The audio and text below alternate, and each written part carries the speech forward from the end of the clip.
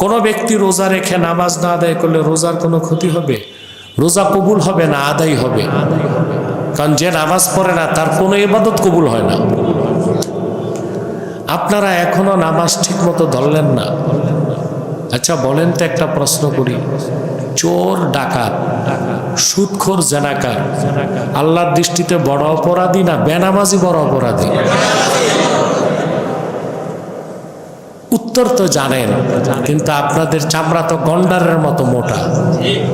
লাগে না তো এই কথা? লাগে? এই জুমার দিন মসজিদে জায়গা নাই, রোডেও লোক থাকে আমাদের এখানে, ঠিক না? আসরের সময় দেখবেন এই লোকগুলো কোথায়? অবশ্য শহরের মসজিদে লোকজন হয় মোটামুটি সব সময়, কিন্তু গ্রাম দেশে দেখবেন আসরের সময় এক কাতার, পরের দিন ফজরে 3 জন, ইমাম, মুয়াজ্জিন, খাদেম। মানে জেনে বুঝে নামাজ ছাড়তেছে।